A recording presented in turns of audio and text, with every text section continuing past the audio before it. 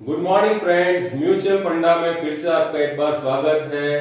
दोस्तों, अब हम बात करेंगे हमारे इन्वेस्टरों से। ये सीरीज हमने स्टार्ट की है कि आप लोग हमारे 10-15 साल पुराने इन्वेस्टरों से बात कर सको, उनका हमारे साथ क्या एक्सपीरियंस रहा उसके बारे में हम चर्चा करेंगे आपसे। हमारे साथ है आज हसमुख भाई पटेल, जिनसे हमारी मुलाकात हुई थी लगभग 2014 में, सितंबर अक्टूबर मंथ में। 2014 से पहले ना ये मुझे जानते थे ना मैं इन्हें जानता था, लेकिन एक अचानक संजोगवश मुलाकात हो गई हमारी लगभग जॉली आर्केड में। बिरला म्यूचुअल फंड की एएमसी में वो मुझे मिले थे। तो उन्होंने मुझे कुछ बताया था कि आप जानते हो म्यूचुअल फंड के बारे में कुछ। मैंने बोला हाँ, मैं म्यूचुअल फंड का डिस्ट्रीब्यूटर हूँ। तो उनके कुछ पुराने फंड थे जिनमें उन्हें कुछ समझ में नहीं आ रहा था कि इन्हें रिडीम किया जाए या स्विच किया जाए। तो उन्होंने मुझे सबसे पहले एक 2 लाख के कुछ फंड दिखाए थे कि ये मेरे पास 4 फंड है। तब मैंने उन्हें बताया था कि भाई हम लोग मिनिमम 50 लाख का इन्वेस्टमेंट करते हैं, लेकिन मैं आपको एक गाइडेंस देता हूँ कि हसमुख भाई आपको ये फंड में स्विच कर लेना चाहिए। तो हसमुख भाई को शायद वो एडवाइस मेरी अच्छी लगी, तो उन्होंने बोला कि केवीर भाई मुझे आपके साथ काम करना है, मेरे पास और भी इन्वेस्टमेंट है, लेकिन हम धीरे धीरे स्टार्ट करेंगे। तो ऐसे हमारी मुलाकात हुई थी। तो हसमुख भाई, आप थोड़ा उस मुलाकात से आज तक आपकी क्या जर्नी रही हमारे साथ, दर्शक मित्रों को थोड़ा बताइए। इतनी जानकारी नहीं थी, मगर केयूबा के कारण जानकारी भी हुई और थोड़ा बहुत पैसा मेरा कन्वर्ट हो गया। अच्छा ये भी मिला मेरे को, उसमें बेनिफिट भी मिला ऐसा। लेकिन आपने शुरुआत में आपके माइंड में क्या था? मैं तो जानता आप नहीं हूँ पूरी तरह से, लेकिन आप जब मुझे पहली बार मिले थे, ये क्योंकि हम इंटरव्यू इसलिए कर रहे हैं कि एक इन्वेस्टर की साइकोलॉजी शुरुआत के फेज में क्या होती है, फिर धीरे धीरे काम करते करते वो ट्रस्ट बिल्डअप कैसे होता है, मैं आपसे आपके मुंह से खुद सुनना चाहता हूँ कि वो कैसे बढ़ता है। नहीं, शुरुआत में ऐसा था कि किसी के ऊपर इतना विश्वास नहीं होता, मगर जब केयू भाई का कॉन्टेक्ट में आगे बढ़ता गया तब तक मेरा उसका विश्वास बढ़ता गया और बढ़िया वो प्रामाणिक ढंग से मेरे को जो भी आगे ले गया और अभी मेरा अच्छा सीएजीआर छूट रहा है सर। आपका ऐसा समझो कि हसमुख भाई उस टाइम मुझे मिले थे, तो हसमुख भाई के पास अराउंड अच्छा खासा पोर्टफोलियो था, उनके नाम पे था, उनके बच्चों के नाम पे था, मिसिस के नाम पे था, लेकिन उन्हें कुछ गाइडेंस मिल नहीं रहा था। अब हुआ क्या था एग्जैक्टली कि 2014 में नरेंद्र मोदी के आने के बाद ऑलरेडी मार्केट डबल हो चुका था। अक्टूबर महीने तक सारे म्यूचुअल फंड, सारे शेयर्स डबल हो चुके थे। अब मेरे लिए भी बहुत चैलेंजिंग था, क्योंकि अब मैं जानता था हसमुख भाई रिटायर पर्सन है। उन्होंने मुझे क्लियर कट, मैंने उनसे पूछा था कि आपका क्या पर्पस है इन्वेस्टमेंट का, वो मुझे क्लियर बताइए हसमुख भाई, तभी मैं आपको प्रॉपर गाइडेंस दे पाऊंगा। हसमुख भाई ने बोला कि देखो, मैं अभी तो जॉब कर रहा हूँ, लेकिन 1 आध साल में शायद रिटायरमेंट ले लूंगा, तब इन्हीं पैसों में से मुझे कुछ मंथली इनकम भी चाहिए, खर्चा निकालने के लिए मुझे कुछ टूर प्लान करनी है, वो सब के लिए, मतलब ये 1 साल जो भी है मैं इनपुट दूंगा, उसके बाद मुझे आउटपुट चाहिए। तो मैंने हसमुख भाई को क्लियर बोला था कि हसमुख भाई, एक तो समय एकदम कम है, दूसरा कि मार्केट ऑलरेडी डबल हो चुका है। अब यहाँ से अगर आपको इतने इन्वेस्टमेंट पे हर महीने मान लो 25-50 हजार रुपया चाहिए तो बहुत ही टफ है। मैंने एकदम क्लियर बात की थी। तो या तो आपको थोड़ा इनपुट और बढ़ाना पड़ेगा, 3-4 साल और एसआईपी करनी पड़ेगी कि एक सफिशिएंट कॉर्पस हो जाए, तो मैं आपका अच्छे से रिटायरमेंट प्लानिंग कर सकता हूँ।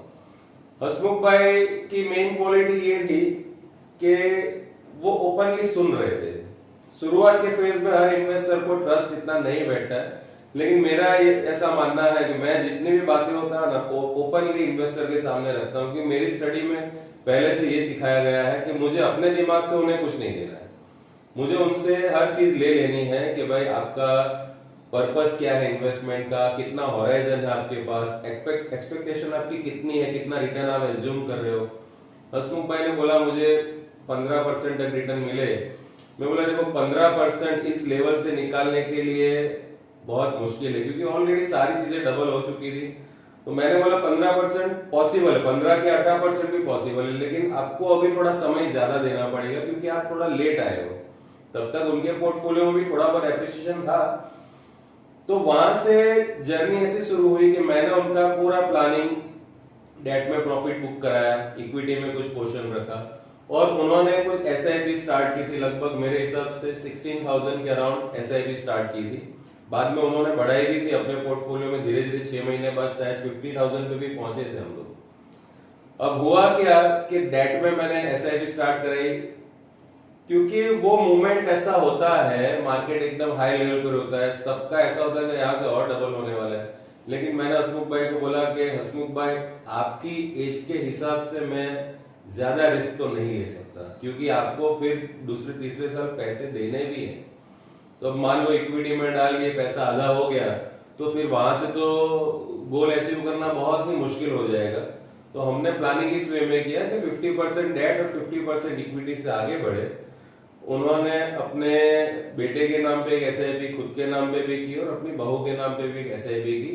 बहू के नाम पे जो पैसा था उन्होंने क्लियर बताया कि ये मैं अपने बच्चे के लिए, जो उनका बेटा है 18 साल का होगा तब मुझे चाहिए, तो उनका थोड़ा मैंने प्लानिंग बैलेंस ही किया और उनका मॉडरेट वे में काम चालू किया।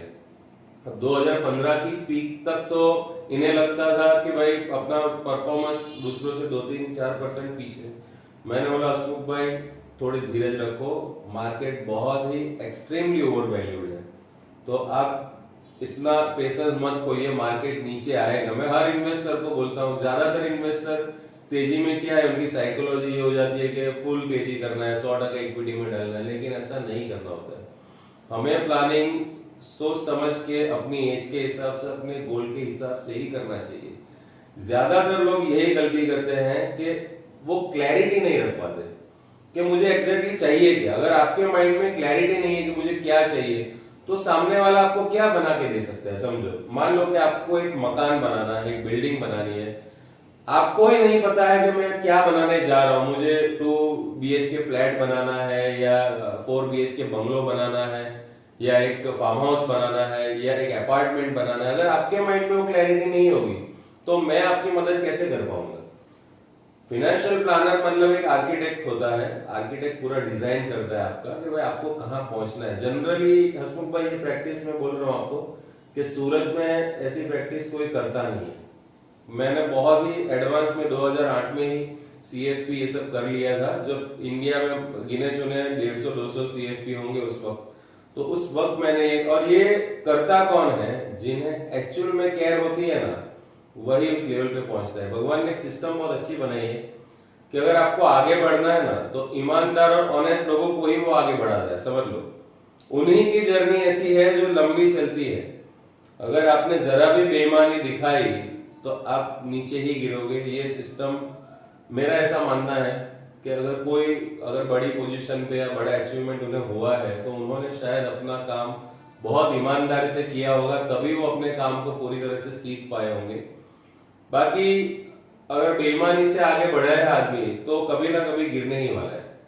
अगर किसी ने कोई भी चीज सक्सेस के लिए शॉर्टकट यूज किया है तो कभी ना कभी गिरने ही वाला है। लेकिन हमारी प्रोसेस ऐसी है कि स्टेप बाय स्टेप, धीरे धीरे इन्वेस्ट, पहले तो खुद काम को समझना है कि हम कौन सा काम कर रहे हैं।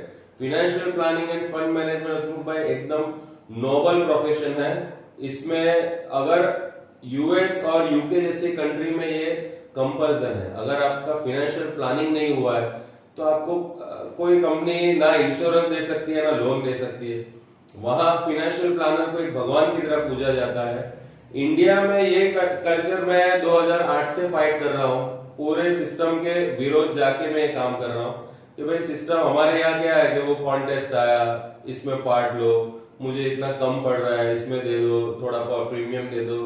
मुझे वैसा काम पहले से नहीं करना था। जब मैंने भी शुरुआत की थी लाइफ इंश्योरेंस में, म्यूचुअल फंड में, तो यही सब वहां चल रहा था। लेकिन मेरे माइंड में एक ही ख्याल था कि भाई आज कॉन्टेस्ट के चक्कर में मैंने आपको इक्विटी दे दी और कल उठ के आपका पैसा डूब गया तो मुकेश अंबानी या अनिल अंबानी थोड़ी मेरे से क्वेश्चन आंसर करने आएगा। मेरे क्वेश्चन मेरे इन्वेस्टर मुझसे करेंगे। तो मैंने हमेशा ये सोचा कि भाई मुझे मेरे इन्वेस्टर को सही कंपनी में, सही इंस्ट्रूमेंट में इन्वेस्टमेंट कराने ताकि उनका गोल फुलफिल हो, क्योंकि आफ्टर ऑल रिलेशन मेरे इन्वेस्टर के साथ लॉन्ग टर्म चलने वाले हैं। आज अनिल अंबानी या मुकेश अंबानी मुझसे रूबरू मिलने नहीं आने वाले, कल उठ के कुछ भी हो गया। तो मैं उस ट्रैक पे पहले से चला। अब 2005 में जब 2015 से जब फॉल आया 2016 में, तब हमने वापस उनका थोड़ा एलोकेट धीरे धीरे इक्विटी में लिया। उस वक्त भी हसमुख भाई को 65% तक की इक्विटी में मैं लाया था। उसके बाद वापस मार्केट बढ़ा, वापस प्रॉफिट बुक करके 50-50 पे आ गए। हसमुख भाई बोल रहे थे कि आप थोड़ा एग्रेसिव क्यों नहीं हो रहे हो, जबकि हम लोग इकोनॉमिकल स्टडी हम लोग जानते थे। मैंने हसमुख भाई को बोला, देखो हसमुख भाई, अपनी इंडियन बैंकों के एनपीए अराउंड 10 लाख से 12 लाख करोड़ तक के एनपीए हो गए हैं। रघुराम राजन ने ऐसे ही रिजाइन नहीं किया है। बहुत प्रॉब्लमेटिक है, अपनी गवर्नमेंट सही दिशा में आगे नहीं बढ़ रही है। काम करना तो चाहती है अच्छा, लेकिन उन्हें स्टेप बाय स्टेप काम करना नहीं आता है। मैं ये चीज इसलिए जानता हूं कि मैं भी जब शुरुआती फेज में फंड मैनेजमेंट कर रहा था तो मैं भी वही गलती कर रहा था जो नरेंद्र मोदी कर रहा है। लेकिन जैसे जैसे अनुभव होता गया, वो मैच्योरिटी आती गई, वो धीरज आती गई, पेशेंस हमें डेवलप हो गया। तो हो सकता है कि नरेंद्र मोदी का भी वो चीज हो जाए, क्योंकि वो भी तो as a prime minister first time ही बैठे थे। तो और होता है ना कभी कभी कि सर्वगुण संपन्न बनने के लिए टाइम देना पड़ता है, अनुभव लेना पड़ता है कि आपको, आपकी नीति तो है लेकिन आपको अनुभव नहीं है, नॉलेज तो है लेकिन एक्सपीरियंस नहीं है, एक्सपीरियंस है, नॉलेज है लेकिन नीति नहीं है, तो भी आप रिजल्ट नहीं दे पाओगे। तो मेरा हमेशा से ये मानना है कि पहले तो अपना स्टडी में बढ़ाऊं, उसके ऊपर मैं उसको एक्सपीरियंस एक्सपर्टाइज बढ़ाऊं, और हमेशा इस प्रोसेस के दौरान अपनी नीति एकदम साफ रखूं, तभी मैं उस रास्ते पे पहुंच पाऊंगा। क्योंकि मेरा पहले से ही मानना था कि आपके साथ साथ मुझे खुद भी वो चीज सीखनी थी कि भाई अगर ये चीज हम सीख गए तो अपनी वेल्थ भी बढ़ा पाएंगे और जिनकी भी लेंगे उनको भी साथ साथ आगे बढ़ा पाएंगे। इसी भावना से ये काम मैंने शुरू किया था। हसमुख भाई, आपके माइंड में और कोई क्वेश्चन हो तो मुझे बताइए। कोई अभी भी आपको कुछ अगर डाउट है कोई किसी चीज में? नहीं, ये रिटायर में मेरे को, जो मैंने आपको बोला है कि मेरे को ईयरली चाहिए भाई इतना पैसा, वो एक बार निकाल के जो भी मार्केट है उसमें निकाल के आपको देना पड़ेगा ऐसा। हाँ, कि अभी जो मेरा कोई ये है नहीं, इनपुट है नहीं, तो इसमें से इनपुट मेरे को मिलना चाहिए ऐसा। बराबर है। अब मैं बात शुरू करता हूँ 2016 से कि 2016 में जब नोटबंदी हुई, मार्केट एक बार क्रैश हुआ था, थोड़ा टूटा था, लंबा खासा अच्छा खासा टूट गया था 2-1.5 महीने में। उस वक्त मैंने हसमुख भाई को बोला कि हसमुख भाई ये अपॉर्चुनिटी है, अब इसमें अपन इक्विटी डालते हैं। और उस वक्त उनका इक्विटी एलोकेशन मैंने 80% सिर्फ 2 महीने में कर दिया था। और वहां से जो गेन हुआ, 2017 की जो रैली चली, उसमें हर एक स्टॉक 3-3 गुना, स्मॉल कैप तो 3-4 गुना हो गए थे। और वापस 2017 आते आते हमने उनका एलोकेशन धीरे धीरे वापस प्रॉफिट बुक किया। मैंने तब भी हसमुख भाई को बोला था कि ये छोटे छोटे फॉल है, आपको मैं 20% CAGR पे पहुंचा के रहूंगा और सेफेस्ट वे में। रिटायर होने का मतलब ये नहीं है कि मैं बिल्कुल रिस्क ना लूं। रिस्क कहाँ है? जब आप बिना किसी नॉलेज के इक्विटी डेट एलोकेशन कर रहे हो तो वो रिस्क हो जाता है। अगर मान लो एक रिटायर पर्सन है और मार्केट आपको एकदम मफत के भाव में मिल रहा है, तो आप उन्हें भी 80-90% इक्विटी दे सकते हैं। कुछ समय ऐसे आते हैं जब आप मकान बेच के भी डाल सकते हैं पैसे, ऐसे भाव मार्केट में आते हैं। तब मैं ये थोड़ी सोचूंगा कि हसमुख भाई रिटायर पर्सन है, समझ रहे हो, तो उनको डेट में, क्योंकि डेट में रिटर्न मिलता कितना है, 4%। उल्टा वो बॉटम में आप डाल के थोड़ा रिकवर कर लोगे और उस प्रॉफिट को आप डेट में डाल दोगे तो आप ज्यादा सेफ रहोगे। ज्यादातर ये मिथ्या घूमता है मार्केट में कि रिटायर पर्सन को 80% डेट में देना चाहिए। अब मान लो मैं यंग हूं लेकिन मार्केट ऑल टाइम हाई पे है, तो मुझे भी इक्विटी नहीं लेना चाहिए पूरा, समझ रहे हो। ये सब मैटर ऑफ प्राइस होता है कि आप प्राइस क्या है शेयर के, उस हिसाब से काम करना पड़ता है। क्योंकि जब मैंने फेस किया था 2007 से, मैंने जब काम शुरू किया था, पहली तेजी आई थी, तो सब लोग इक्विटी लाओ इक्विटी लाओ। उस वक्त मुझे भी इतना जानकारी नहीं था, तो मैं भी इक्विटी देता था। लेकिन जब 2008 का फॉल आया तो मेरे सारे गणित गलत पड़ गए। क्योंकि जब मैंने काम शुरू किया था तो 2006 में दिसंबर मंथ में मैंने पूरा स्टडी किया था। किसी का भी पैसा लेने से पहले स्टडी कर लो कि भाई मार्केट कितना पास्ट में या हिस्ट्री में गिरा है। तो मैंने पूरा स्टडी किया तो पास्ट में मार्केट 47% से ज्यादा निफ्टी गिरा नहीं था।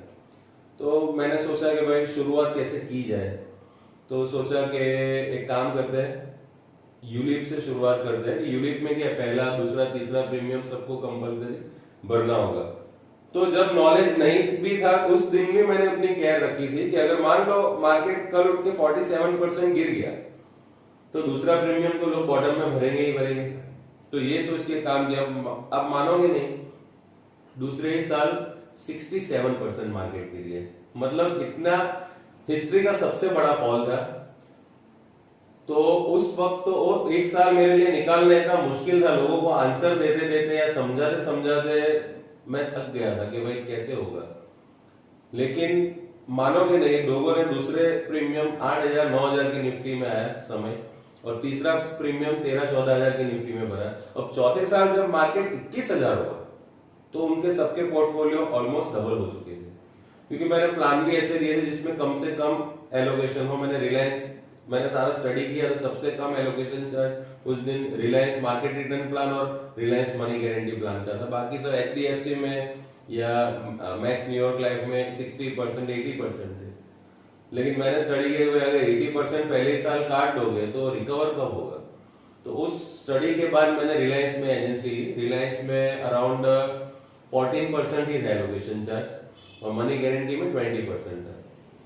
तो उस हिसाब से जब मार्केट बढ़ा और फिर मैंने देखा कि इतना रिटर्न 3 साल में, तो फॉल का तो हमें हमेशा बेनिफिट लेना चाहिए कि जब भी मार्केट में फॉल आए उसका हमें हमेशा बेनिफिट लेना चाहिए। और उस दिन के बाद हमने पूरी गेम सीखना शुरू किया कि अगर इतना रिटर्न इसमें निकलता है तो इसके प्रति लोग नेगेटिव रुझान क्यों रखते हैं। और उसी वे में जब 2017 में तेजी आई, अब लगभग LTCG से पहले हसमुख भाई का पोर्टफोलियो वापस 50% पे मैंने ला दिया।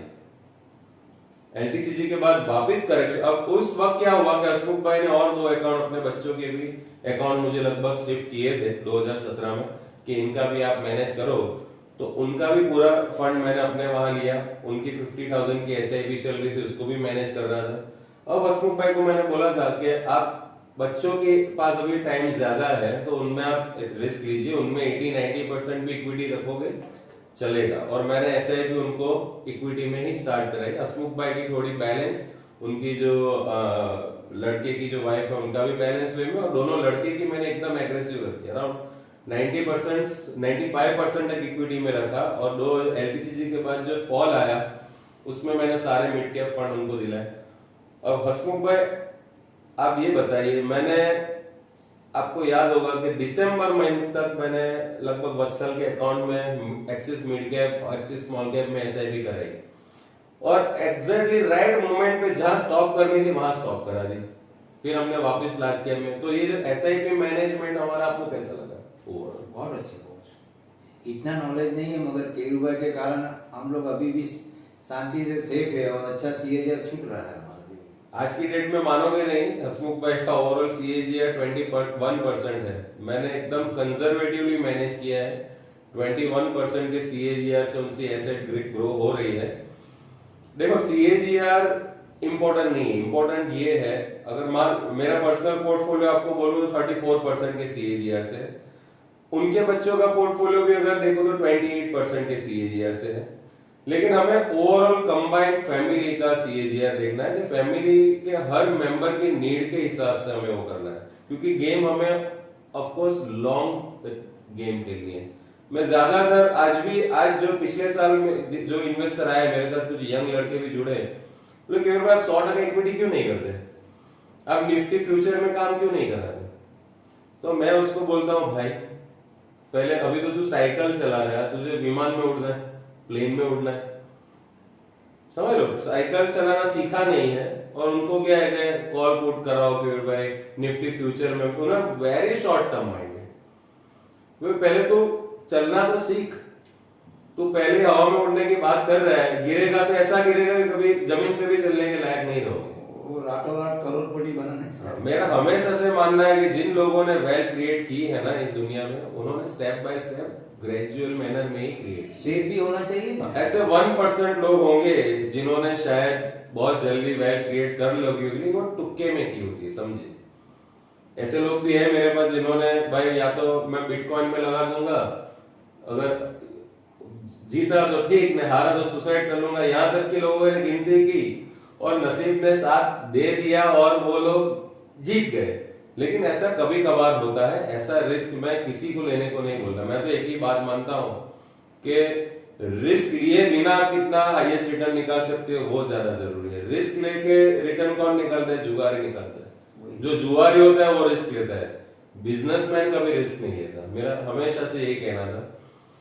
अब जब धीरे धीरे मार्केट बढ़ा तो मैं हसमुख भाई में प्रॉफिट वापस बुक करता गया 2018-19 में, और हमने हसमुख भाई को 2018 में गोल्ड फंड भी दिलाए थे। काफी इन्वेस्टरों को 2018 में मैंने गोल्ड फंड दिलाया ताकि एक राइट टाइम पे गोल्ड का एलोकेशन हो जाए और बाद में कभी भी मार्केट टूटे तो उनके पोर्टफोलियो में मेरा ये मानना है, मैं हमेशा पोर्टफोलियो कंस्ट्रक्टिव वे में आगे बढ़ाता हूँ। समझ लो, जब दो बिल्डिंग खड़ी होती है, मान लो कि दो पेट्रोनस टावर हमने खड़े किए, एक कॉन्ट्रैक्ट दिया एक बिल्डर को, दूसरा दिया दूसरे बिल्डर को, दोनों ने बिल्डिंग बना ली है, लेकिन अगर जिस बंदे को बिल्डिंग के बारे में कोई नॉलेज नहीं है वो कैसे पता पाएगा कि ये बिल्डिंग अच्छी है या वो बिल्डिंग अच्छी है? वो तभी पता चलेगा जब अर्थक्वेक आएगा और बिल्डिंग के कुछ माले गिरेंगे या उसमें क्रैक आएगी, तब पता चलेगा किसने सही बिल्डिंग बनाई है। तो मैं हमेशा से हसमुख भाई को बोलता रहा कि हमें ऊंची से ज्यादा मजबूत बिल्डिंग बनानी है, भले लोगों से 2 माले कम बने, लेकिन वो इतने मजबूत और इतने कंस्ट्रक्टिव होने चाहिए कि चाहे 7 का अर्थक्वेक आ जाए या 8 का अर्थक्वेक आ जाए, लेकिन हमारी बिल्डिंग को कोई असर नहीं होना चाहिए।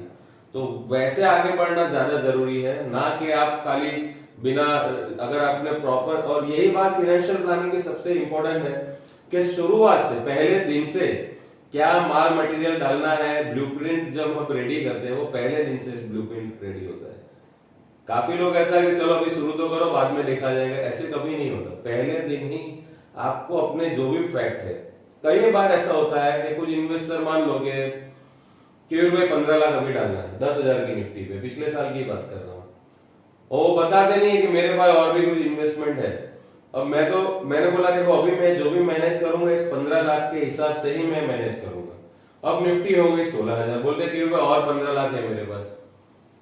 मैं बोला अगर ये कब थे? तो बोला पहले है कहीं पे रखे हुए थे, मैंने आपको उस वक्त डिस्क्लोज नहीं किया था। मैंने बोला अगर आप डिस्क्लोज कर देते तो ये पहला 15 लाख मैं फुल इक्विटी में डालता ना, तो आपको ही गेन ज्यादा होता। अब आधी गेम खत्म हो गई, बाद में मुझे बोल रहे हो कि और 15 लाख है। तो मैं इन्वेस्टर को हमेशा बोलता हूं कि ओपन रहिए, मैं कोई आपका बुरा करने के लिए नहीं बैठा हूं। आप जितना क्लियर रहेंगे, अगर मान लो आपके पास आज 1 करोड़ है तो आप बताइए, अगर मुझे लगेगा मार्केट बहुत महंगा है तो मैं आपका 10 से 15 या 20% ही इक्विटी में डालूंगा, 80% आपका नॉन रिस्की एसेट में डालूंगा। समझ रहे हो? तो इतनी क्रेडिबिलिटी मैंने जनरेट की है पिछले 15 साल में कि आज कोई भी इन्वेस्टर आंख बंद करके भी आज के मार्केट में भी मुझे इन्वेस्टमेंट आ रहा है, और मेरे रेफरेंस तो उनको पता चल जाता है कि मेरी काम करने की मेथड क्या है। क्योंकि अगर मैं थोड़ा भी अनीतिगत प्रैक्टिस करूंगा और इक्विटी में डाल दिया इतने ऊंचे मार्केट में, तो अगर गिर गया तो वापस ऊपर लाने की जिम्मेदारी भी तो मेरी ही है। और मैंने काफी बार ऐसा देखा है कि मैं तो अपनी तरफ से पूरी कोशिश करता हूं, लेकिन काफी इन्वेस्टर वो डिसिप्लिन फॉलो नहीं कर पाते। और कई बार ऐसा भी होता है कि समय ऐसा बनता है कि हम चाहते हुए भी, अभी लॉकडाउन में किसे पता था कि ऐसा होगा।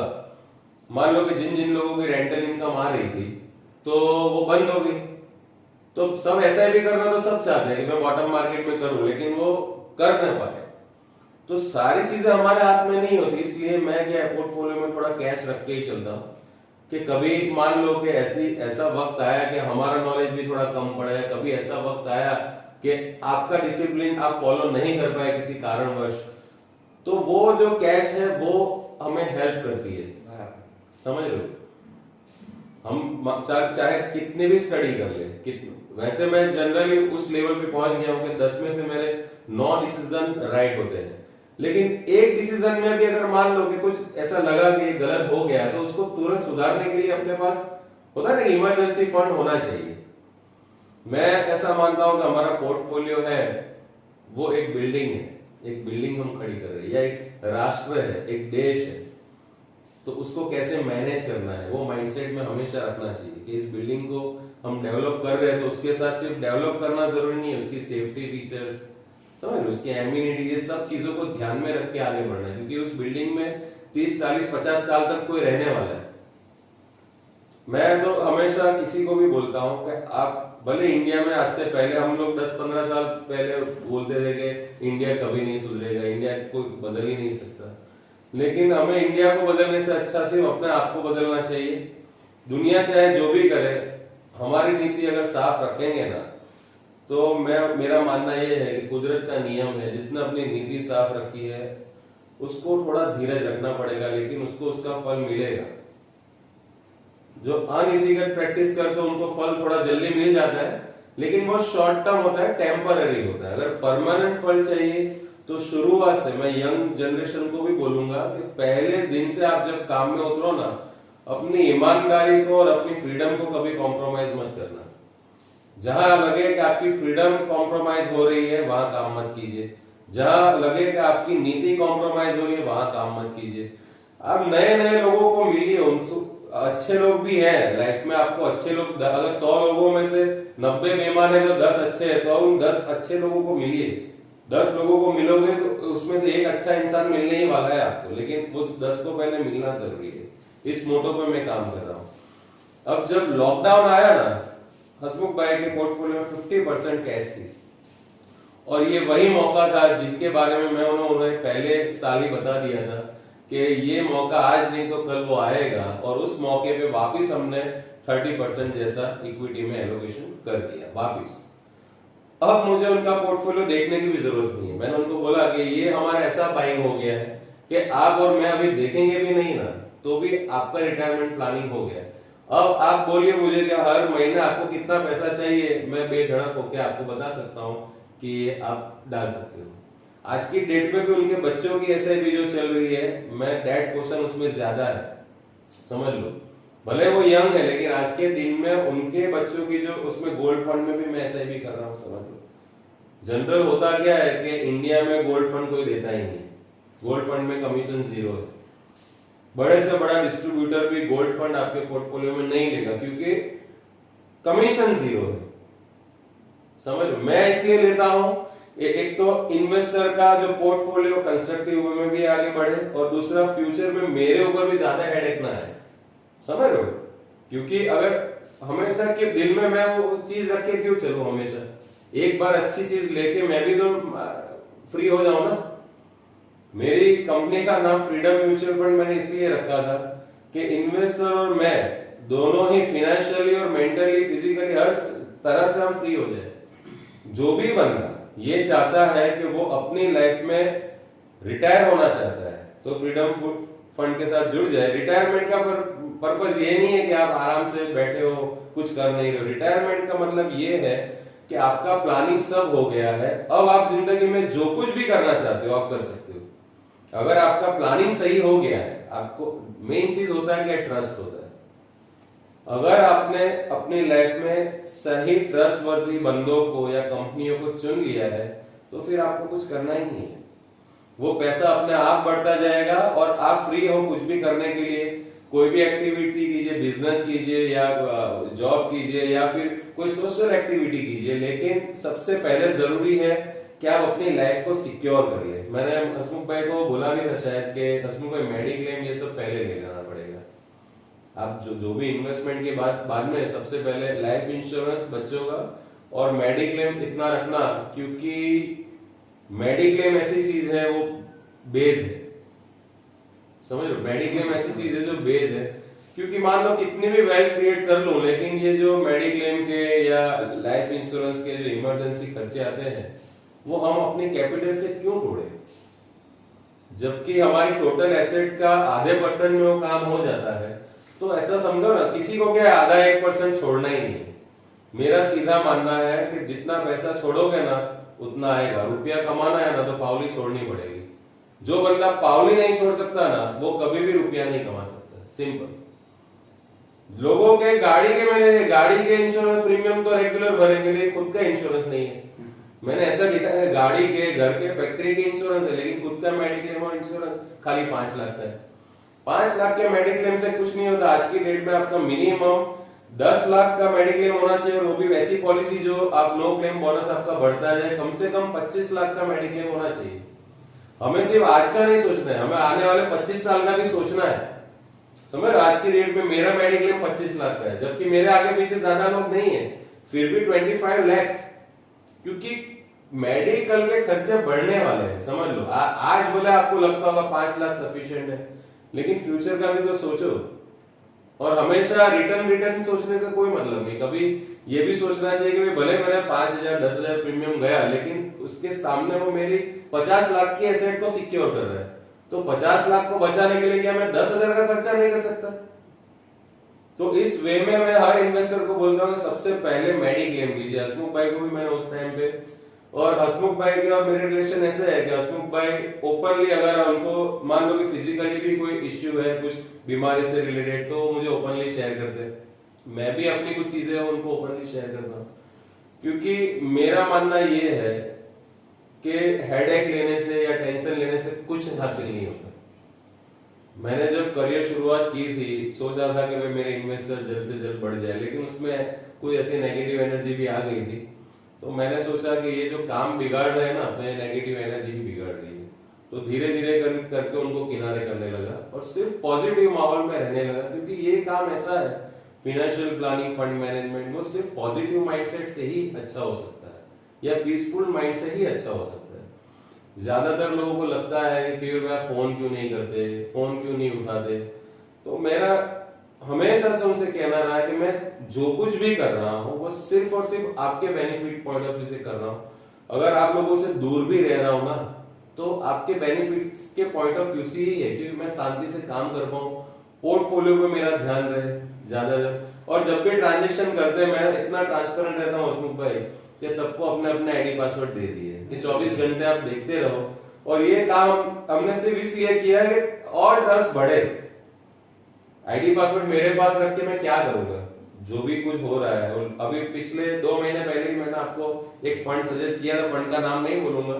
हसमुख भाई को बोला था कि ये लमसम ले लो, अगर पैसे एडजस्टमेंट है अभी ले लोगे ना तब फ्री हो जाओगे। आपका इसके बारे में क्या कहना है? सही बात ठीक है, सही बात ठीक है, मगर वो जो फंड चाहिए ना उसके लिए वो नहीं था। इसके लिए आपने तो बोला ही था कि ले लो, और वो चला भी, फंड बहुत अच्छा चला, जो वो सेक्टर भी अच्छा चला मगर जो भी फाइनेंशियल पोजीशन नहीं था इसके लिए नहीं ले पाया था ऐसा। लेकिन फिर भी मेरे पास जो डेट पोर्शन था उसमें से मैंने अराउंड 2 to 2.5% एलोकेशन मैंने आपके पूछे बिना उसमें कर दिया था, और वो फंड बहुत अच्छा चला है। और सिर्फ 2 महीने में उस फंड में 15-16% रिटर्न आ गया, समझो आइडिया। तो मेन चीज ये है कि 50% डिसिप्लिन इन्वेस्टर का है तो 50% मेरा भी है, 50% कन्विक्शन इन्वेस्टर का है तो 50% कन्विक्शन मेरा भी है। मेरे काफी ऐसे इन्वेस्टर हैं जिन्हें मैंने 2018 में बोला था कि गोल्ड फंड ले लो, और इन्वेस्टर मुझे बोले कि नहीं नहीं गोल्ड फंड में क्या मिलता है, 5-6% के लिए नहीं करते थे। मैंने बोला आप मेरे साथ 2013-14 से काम कर रहे हो, आज तक मैंने बोला गोल्ड फंड ले लो, लेकिन आज मैं बोल रहा हूं सामने से कि ले लो। नहीं नहीं मानते ही नहीं थे। गोल्ड फंड में क्या मिलता है, 3-4% के लिए क्या लेना। आप मानोगे नहीं, वो इन्वेस्टर मेरे यूएस गए थे, तो मैंने बोला उनके लड़के को बोला कि भाई आपके फादर मान नहीं रहे हैं, ये लेना बहुत जरूरी है, मुझे इसमें कुछ नहीं मिल रहा है, फिर भी ये पोर्टफोलियो के लिए बहुत जरूरी है।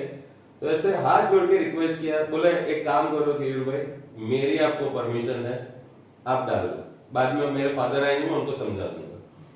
मानोगे नहीं, पोर्टफोलियो का 5% गोल्ड मैंने उस वक्त ले लिया था। सिर्फ 1 साल में गोल्ड फंड का रिटर्न 70%, 30,000 के भाव में गोल्ड, और वो 55-56,000 गोल्ड आ गया। 70% रिटर्न गोल्ड फंड में निकालना मतलब ये चीज क्या है कि एक स्टडी की है हमने पूरा अनुभव, और एक चीज पे मैं पहुंच गया हूं कि मैंने कुछ चीजों पे विजय हासिल कर ली है। तो मैं जब भी बोलूँ ना कि ये ले लो, बस ले लो। चाहे तो आप मेरा पर्सनल पोर्टफोलियो देख लेना, उसमें भी मैं वो लेता ही हूँ। जब मैं अपने पर्सनल पोर्टफोलियो में लेता हूँ तो आप सबके पोर्टफोलियो में लेता हूँ। आज भी कुछ एक दो इन्वेस्टर ऐसे हैं जो अपने मन के ही करते हैं, तो मैं उनको फोर्स नहीं करता कि भाई आपको जो चाहिए मैं दे दूंगा, समझ लो। लेकिन मेरे 90% इन्वेस्टर ऐसे, 90-95% इन्वेस्टर जिन्होंने फुल्ली ट्रस्ट करके छोड़ दिया है कि आपको जो करना है करो। आप किसी को गाड़ी सर्विस में देते हो तो आप उसमें कुछ भी करते हो, अपना दिमाग लड़ा दो, मैकेनिक को या गैरेज वाले को दे दिया गाड़ी, अब जितना ट्रस्ट आप उस पर छोड़ दोगे ना, वो अच्छी ही गाड़ी रिपेयर करने वाला है, समझ लो। मेरा ये मानना है कि कुदरत में हर बंदे की कुदरत ने डिजाइन ऐसी बनाई है, वो सामने वाले का अच्छा करना ही चाहता है, जब तक सामने वाला उसके साथ अच्छा रहता है। सामने वाला बुरा तभी करेगा जब आप उसके बारे में बुरा सोचते हो। मेरा ऐसा मानना है कि जब तक आपने सामने वाले का अच्छा किया है या अच्छा सोचा है सामने वाले के बारे में, वो आपका अच्छा ही सोचता है। आपको अपनी तरफ से अलर्ट रहना वो जरूरी है, लेकिन जानबूझ के किसी के अंदर नेगेटिव एनर्जी डालना वो गलत बात है, समझ लो। कि आप सामने वाले में पॉजिटिव एनर्जी डालो, आपको रिवर्ट में पॉजिटिव एनर्जी ही मिलेगी। थोड़ा वक्त लग सकता है ट्रस्ट बिल्डअप होने में, लेकिन आप फुल्ली ट्रस्ट कर सकते हो। अगर ऐसा ही होता तो चलिए आज इन्फोसिस इतना आगे कैसे बढ़ती, HDFC बैंक इतना आगे कैसे बढ़ती। तो कुछ फाउंडर ऐसे हैं जिन्होंने आज तक नीति मेंटेन की है, जितने भी शेयर होल्डर थे उनको आगे बढ़ाया। तो 6000 में से 25-30 कंपनी ऐसी है, इसका मतलब कहीं ना कहीं ऑनेस्टी, ईमानदारी, स्किल है, जिंदा है। हमें सिर्फ उनको ढूंढना है। हम ये मान के चलेंगे कि सारी दुनिया चोर है तो हम कभी नहीं कमा पाएंगे। इस बेसिक प्रिंसिपल पे हमें चलना ही चाहिए। आज भी मैं इन्वेस्टर को बोलता हूं, आज भी हमने इंटरव्यू का एक सेशन हम इसलिए रख रहे हैं कि भाई हमारे इन्वेस्टर के साथ हमारा बिल्डअप बॉन्डिंग कैसा है। हम लोग साल में शायद 2 या 3 बार फोन पे बात करते हैं। आज कितने सालों बाद हम पर्सनली मिले हैं, समझ लो। 2 या 3 बार फोन पे बात होती है। जरूरी जब भी ऐसा हुआ कि भाई मार्केट टूट गिरा है, कुछ लेने वाली चीज है, अपॉर्चुनिटी आई है, तो मैं सामने से सबको फोन करता हूँ, मैसेज करता हूँ। जब भी इन्वेस्टर के पास कुछ इन्वेस्टमेंट का पैसा आता है या उन्हें कुछ मार्केट में लगता है कि अब यहाँ से क्या होगा, तो उस वक्त वो मुझे फोन करते हैं। अगर मान लो 18,000 निफ्टी आई है, लोगों को क्वेश्चन खड़े होते हैं कि क्या करना चाहिए, प्रॉफिट बुक करना चाहिए, नया लेना से ले सकते हैं, तो उस वक्त मैं उनको बताता हूँ कि आपका पोर्टफोलियो एकदम परफेक्ट मैनर में जा रहा है, जो कि मैं एवरी वीकली या 15 दिन में सबके पोर्टफोलियो में देखता ही हूँ। हर सैटरडे संडे मेरा यही काम होता है कि मैं देख लेता हूँ कि भाई कुछ लेना रह गया हो, कहीं एवरेजिंग हो, कहीं कुछ लेना रहता है, कुछ ऐसा भी स्टार्ट करने जैसी लग रही है, कुछ लमसम डालने जैसा लग रहा है। अभी मैंने काफी इन्वेस्टर को बोला है कि हमारी परचेज जो इक्विटी में है बॉटम में बहुत अच्छी हुई है, तो उसमें प्रॉफिट बुक करने से अच्छा है कि नई कैश अगर अवेलेबल हो तो नई कैश डाली, ताकि वो खंडित ना हो, जो एकदम बॉटम में ली गई चीजें खंडित ना हो। अगर किसी के पास नई कैश अवेलेबल है तो मुझे ओपनली बोलते हैं कि भाई दिवाली से बाहर हो जाएगा, तो मैं वो ले लेता हूँ। अगर किसी के पास नहीं है तो फिर धीरे धीरे मैं कुछ फंड ऐसे होते हैं उसमें प्रॉफिट बुक करता हूँ। लेकिन एक चीज मान के चलिए कि मैं कभी भी वो रोज का रोज देखो उसमें ट्रेड करो, ये काम मैं बिल्कुल नहीं करता, क्योंकि मैंने सारे काम करके देख लिए थे शुरुआती फेज में, और मुझे जो फाइनेस्ट वे लगा वेल्थ क्रिएशन का, जो मैं खुद के पोर्टफोलियो में भी अप्लाई करता हूँ, वही मैंने इन्वेस्टरों को भी दिया है।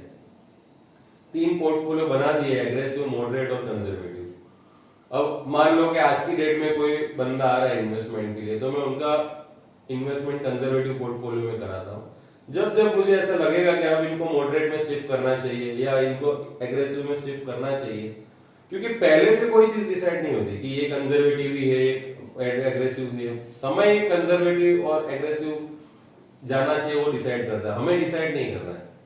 वो समय पे छोड़ देना है, कब एग्रेसिव होना है, कब कंजर्वेटिव होना है, कब मॉडरेट होना है, समझ लो। अगर राइट टाइम पे मैं एग्रेसिव नहीं हुआ, अगर सुपर पावर ओवर आई, सुपर ओवर आई 5-6 ओवर जो पहली हुई उसमें मैंने छक्के नहीं मारे, तो फिर मैं रन रेट कैसे बढ़ा पाऊंगा। मान लो कि उस 6 ओवर में मैं कंजर्वेटिव हो गया, तो फिर रन रेट कैसे बढ़ेगी, मैच जीती कैसे जाएगी। आइडिया है। तो मैं हमेशा इन्वेस्टर को, इवन मेरे फादर को भी मैं बोलता था कि भले आप रिटायर स्टेज पे हो, लेकिन नरेंद्र मोदी के आने के पहले का टाइम वो था कि आप मकान या फैक्ट्री बेच के भी पैसे डाल सकते हो, लेकिन मेन चीज ये है कि आप किस पे ट्रस्ट करते हो, ज्यादा जरूरी है। मार्केट के कुछ लोग ऐसे थे जो उनका माइंड को भरमा रहे थे कि क्या कर रहे हो आप, अभी इस एज में आपका लड़का आपको डुबो देगा। मेरे घर की पर्सनल बात बता रहा हूं, उन्होंने मुझ पे फेथ ना करके बाहर के ब्रोकर की बातों पे फेथ किया, जबकि मैं श्योर था कि ये ऐसा भाव है कि बंगला बेच के भी डाल सकते हो। मानोगे नहीं, मैंने सारे इन्वेस्टर के पैसे 3 गुने कर दिए। मेरे घर में मैं 1.5 गुना ही कर पाया, समझ लो, घर के पैसे में सिर्फ 1.5 गुना कर पाया, इन्वेस्टरों के 3-3 गुने, क्योंकि सारे इन्वेस्टरों का ट्रस्ट मुझ पे था। लेकिन घर में शायद उस एज के हिसाब से वो ट्रस्ट वो मुझ पे बिल्डअप नहीं कर पाए। अगर उस वक्त उन्होंने मेरी बात मान ली होती तो आज शायद 3-4 गुना एसेट मेरी भी हो गई होती।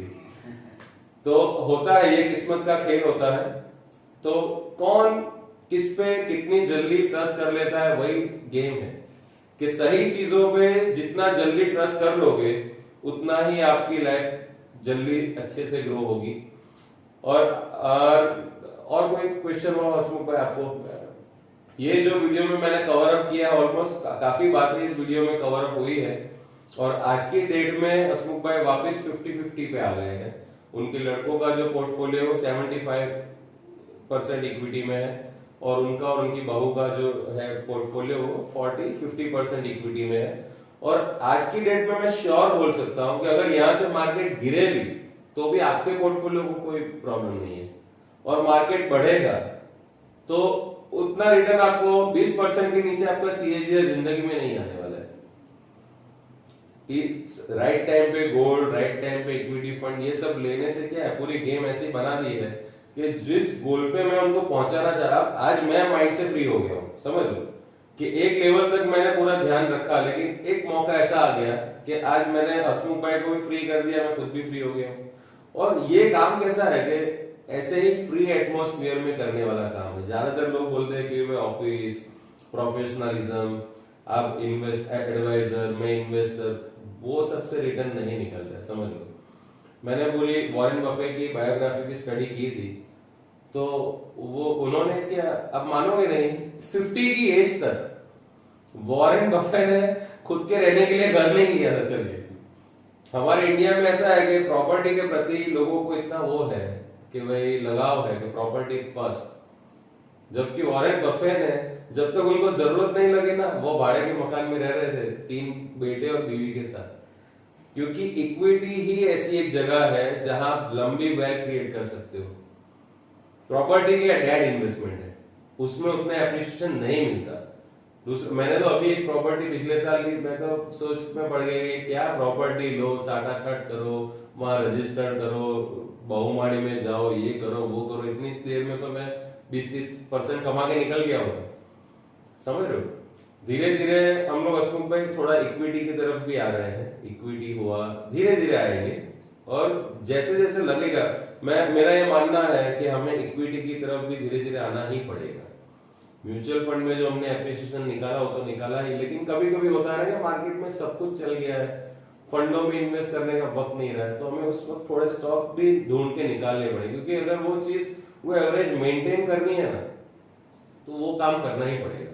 अभी मान लो आज फंड तो मैं ले नहीं सकता, लेकिन मुझे लगा कि मारुति का स्टॉक या आईटीसी नीचे है, तो स्टॉक्स तो मैं ले सकता हूँ इंडिविजुअल, क्योंकि वो रन रेट हमको जब मेंटेन करने, उसके लिए हमें सब कुछ करना पड़ेगा।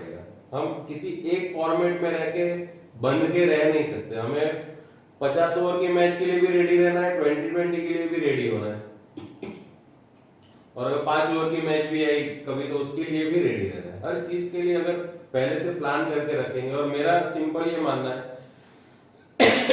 कि मैं अपने पोर्टफोलियो में रेगुलर कुछ ना कुछ स्टडी एक्सपेरिमेंट करता रहता हूँ, क्योंकि अगर चांद पे पहुंचना है ना, तो एक्सपेरिमेंट करना बहुत जरूरी है। लोगों को क्या है, चांद पे तो पहुंचना है, लेकिन एक्सपेरिमेंट नहीं कर रहे। तो मैं 5 साल 6 साल उसमें लगा रहता हूं, और जब मुझे लगता है कंफर्म कि भाई ये स्ट्रेटेजी अभी फुल प्रूफ हो गई है, फिर मैं जाके इन्वेस्टर को देता हूँ।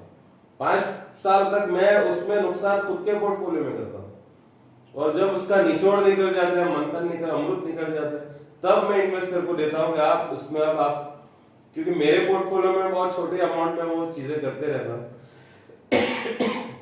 ज्यादातर लोग मुझे पूछते हैं कि भाई केवल भाई आप फ्री टाइम में करते क्या हो। मतलब जनरली वो मुझे हमेशा फ्री ही देखते हैं कि हमेशा बंदा फ्री रहता है, हैप्पी रहता है, ज्यादा हेडेक नहीं रखता। कब शायद मुझे एग्रेसिव कभी किसी ने देखा भी नहीं होगा कि कभी मैं एग्रेसिव हो गया, भड़क गया किसी, कभी नहीं होता। ये चीजें क्या है, थोड़ा स्पिरिचुअल मैनर में आगे बढ़ना चाहिए। मैं हर इंसान को, हर यंगस्टर को भी बोलता हूँ, चाहे कितनी भी बड़ी प्रॉब्लम आए, प्रॉब्लम उतनी ही बड़ी है जितना हम अपने माइंड में उसको बड़ा बनाते हैं। अगर माइंड में उस प्रॉब्लम को मैंने छोटा समझ लिया तो प्रॉब्लम उतनी ही छोटी है, और माइंड में मैंने अगर उस प्रॉब्लम को इतना बड़ा बना लिया तो वो हमारे गले का फंदा बन जाएगी या सिर का दर्द बन जाएगी। हमेशा मैं अपने दोस्तों को एडवाइस देता हूं कि वेल्थ और हेल्थ तभी अच्छी रहेगी जब आपका माइंड स्टेबल रहेगा। हेल्थ भी तभी अच्छी रहेगी। कोरोना में भी हम लोगों ने वीडियो बनाए थे काफी लोगों को कि भाई क्या करना चाहिए। लोग सोच रहे थे मास्क पहन लूं, सैनिटाइजर लगा लूं, ये गोली खा लूं, वो खा लूं। कुछ करने की जरूरत नहीं है। सिर्फ पॉजिटिव रहो, बच्चों के साथ अच्छे से रहो। जो छोटे बच्चे हैं, मतलब मान लो हसमुख भाई है तो उनके लड़के का लड़का है तो उनके साथ टाइम स्पेंड करो। अपने पॉजिटिव सेल्स जो है बॉडी को, उसको बढ़ाइए। वो तभी बढ़ सकते हैं जब आप हैप्पी रहते हो। अगर आप दुखी रहोगे वो नेगेटिव सेल्स बढ़ेंगे और कोरोना आपको लग जाएगा। लेकिन अगर आप बच्चों के साथ खेल रहे हो, फैमिली के साथ टाइम स्पेंड कर रहे हो और खुश रह रहे हो तो आपके पॉजिटिव सेल्स जो होते हैं बॉडी को अपने आप बढ़ेंगे, कोरोना को अंदर घुसने ही नहीं देंगे। आप मानोगे नहीं, कोरोना में मैं इतना घुमा हूं ना, मेरे जितना कोई नहीं घुमा होगा।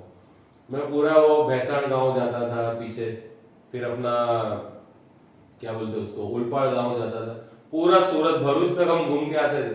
पुलिस से बच बच के घूम के आते थे। मतलब इतना घूमे तो रियलाइज किया कि गांव में, सिर्फ सूरत से 10 किलोमीटर दूर गांव में किसी को कुछ पता ही नहीं है, किसी को कुछ हुआ ही नहीं। ऐसा लगता है यहाँ कोरोना है ही नहीं। और सिर्फ 10 किलोमीटर अंदर आया तो ऐसा लग रहा था कि भाई यहाँ तो हवा मचा हुआ है, कोरोना कोरोना, सब घर में ऐसे दुबक के बैठे। तो कहने का मतलब ये है कि ज्यादा न्यूज की बातों में आके, चैनल की बातों में आके ऐसा टेंशन लेने की जरूरत ही नहीं है। जहां उपवास करने का भी था, मैंने एक वीडियो बनाया था कोरोना में कि फास्ट कर लीजिए, 2 दिन फास्ट करेंगे, 1 दिन फास्ट करोगे, कोई कोरोना बॉडी में नहीं घुसेगा। समझ रहे हो? पॉजिटिव माइंडसेट का अप्रोच रखिए।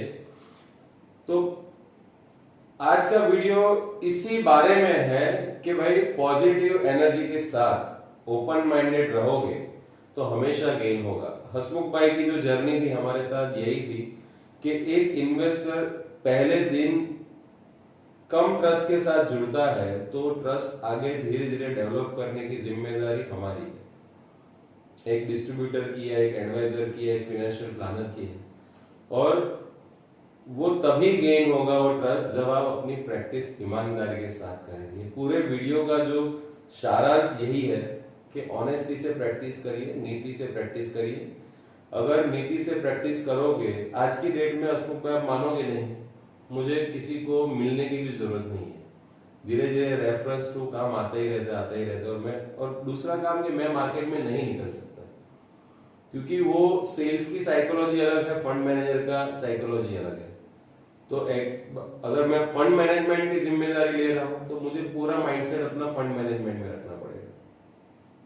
सारे काम मैं अकेले हाथ नहीं कर सकता। और मैंने हर इन्वेस्टर को मैंने बोला है कि अगर आपको मेरा काम सही लगा हो तो आप अपनी तरफ से भी रेफरेंस दीजिए, लोगों को जोड़िए। और ये वीडियो बनाने का पर्पस ये है कि हमारे इन्वेस्टरों की भी थोड़ी मेहनत में कम कर रहा हूँ कि इन्वेस्टर बताए कि भाई ये, उससे अच्छा है वो इतना ही बता रहे कि भाई ये वीडियो है, चैनल है, देख लो, आपको समझ में आए तो करो। तो उनका भी हेडेक थोड़ा कम करने के पर्पस से वीडियो बना रहे हैं कि इन्वेस्टर भी किसी को बोले और किसी को ये डाउट हो कि भाई इनमें इनका क्या स्वाद, वो नहीं होना चाहिए। आपको सिर्फ इतना बताना है कि भाई केयूर भाई का जो चैनल है आप देख लीजिए, आपको अगर उनकी बातें समझ में आती है तो करिए, नहीं आए तो मत करिए। अपने को क्या, मैं तो अपनी वेल्थ धीरे धीरे बढ़ा रहा हूँ। और जो लोग, जितने लोग, मैं चाहता हूँ कि सिर्फ 100 लोगों की ये टीम बनेगी, उससे ज्यादा मैं कर भी नहीं पाऊंगा। 100 लोगों को ज्यादा ट्रांजेक्शन में कर ही नहीं पाऊंगा। पूरा सैटरडे संडे भी बैठूंगा तो 100 लोगों का ट्रांजेक्शन, उससे ज्यादा तो मेरे हाथ कम पड़ जाएंगे। फिर कुछ टेक्नोलॉजिकल अपग्रेडेशन होगा तो हम करेंगे कि भाई एक कोई प्लेटफॉर्म ऐसा बन गया कि भाई एक ही क्लिक में सबका ट्रांजेक्शन हो गया, तब उसके बारे में सोचेंगे। लेकिन अभी फिलहाल मेरा प्लानिंग सिर्फ 100 फैमिली को जोड़ना है। और वो 100 फैमिली ऐसी होगी जो फुल्ली ट्रस्ट करके आएगी, 100% ट्रस्ट करके आएगी। और कभी कभी होता है ना कि अब जब मीटिंग करता हूँ ना मैं, तभी मैं जज कर लेता हूँ कि ये बंदा नेगेटिव है या पॉजिटिव है। उनके क्वेश्चन आंसर ऐसे चलते हैं ना कि बीच में ही मुझे समझ में आ जाता है कि ये बंदा सिर्फ हेडेक देने वाला है। तो उससे अच्छा है कि उनको और थोड़ा चीज देके वहां से निकल जाओ। और कभी कभी मुझे सामने लगता है कि यार पॉजिटिव वाइब्स आ रहे हैं, बंदे अच्छे हैं, समझ लो, तो फिर वहां काम मैं ले लेता हूँ। चाहिए जितने कितने भी अमाउंट से आप शुरुआत करिए, लेकिन हमारी टीम में जुड़ जाइए। लेकिन जब भी मुझे लगा कि नेगेटिव एनर्जी है, चाहे 10 करोड़ लेके क्यों ना बैठे, मैंने काम नहीं लिया। समझ लो, जो हेडेक देता है ना, मैं प्रेम से बोलता हूँ आप अपने पैसे अपने पास रखिए, क्योंकि आप बाकी सबका काम बिगाड़ोगे। क्योंकि रिस्पॉन्सिबिलिटी मैं सिर्फ आपकी नहीं ले रहा हूँ, मैंने और 50 लोगों की रिस्पॉन्सिबिलिटी ली है। तो सिर्फ आपकी वजह से सबका काम बिगड़े, सबका काम कब बिगड़े, जब मेरा दिमाग खराब होगा। तो मुझे जब भी लगेगा ना कि कोई भी इन्वेस्टर दिमाग खराब कर रहा है, तो उनका पैसा मैं प्रेम से वापस दे देता हूँ। क्योंकि मेरा ये मानना है कि हम लोग वॉरेन बफे के पाथ पे हैं। जो लोगों का ये बिलीफ है कि मुझे वर्ल्ड में रिचेस्ट पर्सन बनना है, वो सब मेरे साथ जुड़ सकते हैं। अगर किसी के पास यार 1 करोड़ या 5 करोड़ भी है, तो भी मैं उतनी जिम्मेदारी लेता हूं कि मैं पूरी कोशिश करूंगा कि उनका वर्ल्ड का रिचेस्ट पर्सन बनाया जाए। मैं एक as a kingmaker role अदा कर रहा हूं कि मेरा भी 20-25 लाख का रेंटल इनकम है, म्यूचुअल फंड का 20-25 लाख का इनकम है। तो उसको मैं जिस वे में आगे बढ़ाता हूँ, फिर जिसके नसीब में जो होगा वही होगा। मेरी पूरी कोशिश ये रहती है, मेरा आज की डेट में मेरे से आगे भी काफी इन्वेस्टर है जिसका सीएजीआर, ऐसे 5-6 इन्वेस्टर है जिनका सीएजीआर मेरे से भी आगे, बहुत एग्रेसिव है, उनको समझ भी है थोड़ी बहुत, और कुछ राइट टाइम पे आए थे, या तो मोदी के पहले भी आए थे, या हमेशा जब पैसे डालने को बोलता हूँ रेडी अवेलेबल होते हैं, तो उनका सीएजीआर ऑफकोर्स आगे रहने वाला है। तो मेरा तो ये मानना है कि जिन्हें, काफी लोगों को मैं बोलता हूँ कि 1 करोड़ का 100 करोड़ 30वें साल, तो बोलते कैसे पॉसिबल, उन्होंने वो चीज देखी ही नहीं है, वो स्वाद कभी चखा ही नहीं है, वो बिलीव कर ही नहीं पाए। क्योंकि आज तक वो LIC PPF में उन्होंने, LIC क्या देती है 1 करोड़ का 30वें साल 5 लाख रुपया, और PPF क्या देते हैं 1 करोड़ का 10 लाख रुपए, 1 लाख का 1 करोड़ का 10 करोड़। तो वो वहां उनकी साइकोलॉजी है, गवर्नमेंट ने हैमरिंग कर करके बिठा दिया है कि 5 करोड़ 10 करोड़ से ज्यादा बन ही नहीं सकता। जबकि मेरा ये मानना था, तो वॉरेन बफे ने कैसे कमा लिए भाई? अगर ऐसा ही रिटर्न मिलता तो वो भी तो इंसान ही हो, कोई भगवान थोड़ी है, समझ लो। तो हमने उस बात पे शुरू हुआ, हमने LIC की या गवर्नमेंट की PPF की बात ना मानते हुए जो सक्सेसफुल पीपल है उनको फॉलो किया कि भाई इन्होंने जब बनाई है तो बन सकती है। राकेश झुनझुनवाला ने वेल्थ क्रिएट किए तो बन सकती है, क्यों नहीं बन सकती। और उस पे जैसे जैसे आगे जाओगे ना, आपको रियलाइज होता जाएगा कि सबसे सेफेस्ट इन्वेस्टमेंट तो ये था। आज तक हमने सिर्फ गवर्नमेंट की उल्टी बातें ही सुनी है कि ये सेफ्टी है, यहाँ सेफ्टी इज अ रिस्की। मेरा ये मानना है कि जितना ज्यादा सेफ जाओगे ना उतना ज्यादा रिस्क। स्विमिंग पूल में डब्बे पहनने से सेफ्टी मिलती है, आप समझ लो, डब्बा पहन के स्विमिंग करोगे आपको सेफ्टी मिलेगी, लेकिन आप कभी भी स्विमिंग सीख नहीं पाओगे। आप, क्योंकि आपको डब्बों की हैबिट डाल दी गई है कि डब्बे पहनिए और तैरिए, आप कभी भी आगे समुद्र में नदियों में तैर नहीं सकते। अगर आपको आगे बढ़ना है तो डब्बा पहले छोड़ना पड़ेगा, और डब्बे है LIC और PPF। तो स्विमिंग पूल में जब ट्रेनिंग में जाते हो ना, मैं मानता हूं कि शुरुआत जब ट्रेनिंग के फेज में डब्बे पहनने पड़ते 15 दिन महीना, लेकिन एक वक्त ऐसा आता है जब हमें वो डब्बे छोड़ने ही पड़ते हैं। तभी आप अच्छे सीख पाओगे, अपना स्टेमिना बढ़ा पाओगे, अपना ग्रोथ कर पाओगे। वो माइंडसेट आपको ओपन होना ही पड़ेगा, आपको दिमाग खोलना पड़ेगा कि मैं 100 करोड़ बना सकता हूँ, मैं भी 500 करोड़ बना सकता हूँ, और विदाउट टेकिंग एनी रिस्क कहाँ है। डब्बे पहन के सीखा हूँ और फिर सीधा 20 फुट पे जंप मारूंगा तो वहां रिस्क है। लेकिन धीरे धीरे मैं 4 फुट 6 फुट 8 फुट के पानी में गया हूँ, धीरे धीरे अपना स्टेमिना बढ़ा के आगे बढ़ा हूँ, तो फिर रिस्क कहाँ है मुझे बताइए। समझ रहे हो, मेरा स्टेमिना मैंने इतना बड़ा बनाया है कि मैं 1 घंटे तक तैर सकता हूँ बिना डब्बे के, तो मैं वो तैर सकता हूँ। तो ये सिंपल मेरा ये मानना है कि हर बंदा 1 करोड़ का 100 करोड़ तो कंजर्वेटिव मॉडरेट इन्वेस्टर भी बना सकते हैं। सिर्फ आपको फ्रीडम म्यूचुअल फंड पे 100% ट्रस्ट रख के उनके ऊपर छोड़ देना है। मुझ पे छोड़ दीजिए। मैं अगर नहीं कर पाऊंगा ना या नहीं कर सकता तो मैं सामने से बोलूंगा कि पॉसिबल नहीं है। काफी बार ऐसा होता है कि इन्वेस्टर के टारगेट जो थे इररेशनल होते हैं, इलॉजिकल, तो मैं सामने से बोल रहा हूँ भाई ये टारगेट अचीव करना है तो या तो अभी इतना इन्वेस्टमेंट करना पड़ेगा या तो टारगेट को कम करना पड़ेगा। क्योंकि मेरा ऐसा मानना है 16.5% की CAGR से बनता है। अब मैं मान लो 24% भी निकालता हूँ, लेकिन मैं थोड़ा कम बोल के ही चलता हूँ 16.5% का CAGR हम लाके दे सकते इजीली, वो जो लॉन्ग रन में लॉजिकल लग रहा है। 24% भी आता है, हर चीज अगर मेरे हिसाब से हुई तो 24% भी बहुत आसान है। क्योंकि मैं बोलूँ कि बॉटम आया है डाल दो पैसा एक्स्ट्रा, अगर आप डाल देते हो तो हमेशा के लिए जो अवेलेबल रहता है ना पैसे, वो हर चीज निकाल सकते हैं। तो बस आज का वीडियो में मुझे यही कहना है, हसमुख भाई की जर्नी हमने शेयर की, फ्रीडम म्यूचुअल फंड के काम करने का तरीका आपको बताया, उनका पोर्टफोलियो, उनके गोल पे मैंने उन्हें कैसे पहुंचाया, यही सब हमारा डिस्कशन का हमारा फंडा था। तो आप भी मेरी पॉजिटिव और ओपन माइंडेड टीम में जुड़ना चाहते हैं तो मुझे मेरे नंबर पे कॉल कीजिए 9998893739। ये वीडियो आपको अच्छा लगा हो तो आपके दोस्तों को शेयर कीजिए, सब्सक्राइब बटन को दबाइए, चैनल को सब्सक्राइब कीजिए, बेल आइकन को दबाना ना भूले, ताकि मेरे और भी नए नए वीडियो, मेरे और इन्वेस्टरों की जर्नी भी हम आगे दिखाने वाले हैं। हमारा सबसे पहला वीडियो हसमुख भाई के साथ ही हो रहा है। हसमुख भाई के साथ इसलिए हो रहा है कि सबसे अगर एजेड इन्वेस्टर मेरे की टीम में है तो हसमुख भाई है, और यहाँ से जर्नी शुरू करनी बहुत जरूरी थी। अब धीरे धीरे हम यंग लोगों को अभी इसमें इन्वॉल्वमेंट रखेंगे। मेरा ये मानना है कि भौमिक के साथ भी मैं इंटरव्यू करूं, दूसरे भी यंग बच्चे हैं उनका इन्वेस्टमेंट मैंने शुरू किया, एक ग्रुप बनाया हमने जिसमें सिर्फ यंग लोग हैं जिनको स्टॉक की गाइडेंस हम देते हैं, समझ लो।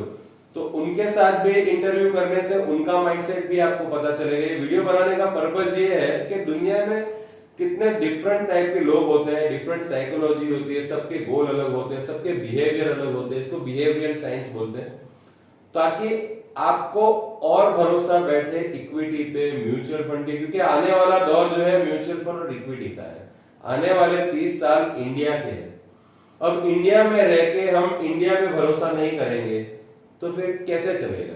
आप जहां रह रहे हो उसका एक गोल्डन एरा शुरू हो रहा है, और उस एरा में आप उस कंट्री पे भरोसा नहीं करोगे या मार्केट पे भरोसा नहीं करोगे तो आप सरवाइव कैसे कर पाओगे? मेरा ये कहना है कि आप सरवाइव कैसे कर पाओगे। आज की डेट में ऐसा मान लो कि लॉकडाउन के पहले अराउंड 4 से 5% लोग इक्विटी में थे। आज की डेट में इंडिया की 10% पॉपुलेशन मार्केट में आ चुकी है, और आने वाले 10 साल में 25% पॉपुलेशन इक्विटी में आने वाली है। मैं आज वीडियो में बोल रहा हूं क्लियर, आपको 5 साल बाद 10 साल बाद चेक करना हो तो कर लेना, ये पूरा डेटा है मेरे पास। क्योंकि मैं कोई भी काम करता हूं बहुत बारीकी से, बहुत माइक्रो लेवल की स्टडी से करता हूं। एक चीज अगर मैं लेता हूं ना तो 10 बार उसको स्टडी करता हूं, और 10 हर एंगल से स्टडी करके करता हूं कि भाई कहीं से तो मैं गलत नहीं हो जाऊंगा, और उसके बाद मैं हर डिसीजन लेता हूं। तो बस आज के वीडियो में इतना ही। अगर आपको वीडियो अच्छा लगा हो तो लाइक करिए वीडियो को, और मैक्सिमम लोगों को शेयर कीजिए। शेयर करना बहुत जरूरी है। मैं ज्यादातर लोगों को देखता हूँ वीडियो देख तो लेते लेकिन शेयर नहीं करते। जितना ज्यादा शेयर करोगे उतना ही आपके लिए भी अच्छा है, क्योंकि जितने अच्छे लोग अपने साथ जुड़ेंगे ना, हमारी यूनिटी बढ़ेगी। अगर बड़ा कॉर्पस बनेगा तो हम मार्केट को ड्राइव कर सकते हैं। ये सोचिए कि आप जब भी 10 लोगों का रेफरेंस दे रहे हो, मेरी कंपनी का मेन मोटो ये है कि जितने लोग हमारे पूल में आएंगे उन सबको आगे लेके जाना है। और ये मार्केट का नियम है कि बड़ी मछली हमेशा छोटी को खा जाती है, तो हमें एक बड़ी मछली बनना है। अभी हमारे पास ऐसे कोई इन्वेस्टर नहीं है जो 50 करोड़ का एक ही वन शॉट इन्वेस्टमेंट करे। तो हमने क्या सोचा कि 50 लाख, 1 करोड़, 2 करोड़ वाले इन्वेस्टरों को इकट्ठा करके एक 100 करोड़ का पूल बनाया जाए। 100 करोड़ का पूल जिस दिन हम बन गए ना, हम जो स्टॉक लेंगे वो चलेगा, हम जो फंड लेंगे ना वो चलेगा। हो सकता है कि हम अपना पर्सनल म्यूचुअल फंड भी लाए, उसकी भी हमारी तैयारी पूरी है। हमें सिर्फ चाहिए कि 100 करोड़ का इन्वेस्टमेंट जिस दिन हो गया, हम अपना पर्सनल म्यूचुअल फंड लाएंगे जो सारे म्यूचुअल फंड को बीट करेगा। आज की डेट में मेरा रिकॉर्ड ये है कि इंडिया में जितने भी इक्विटी फंड है ना, पिछले 15 साल 10 साल के रिटर्न से मैंने उन सबको बीट किया है।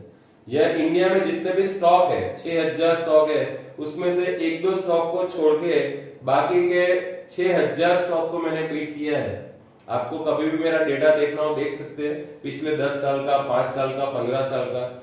सिर्फ एक दो कंपनी ऐसी है जैसे बजाज फाइनेंस, बजाज फिनसर्व है, लेकिन वो मैं गिनती में नहीं लेता क्योंकि वो अनसिक्योर्ड लोन है, बहुत हैवी रिस्क है। भले वो 50% कमा रहे हैं, लेकिन वो वेरी रिस्की प्रोडक्ट, क्योंकि उनमें कोई सिक्योरिटी ही नहीं है।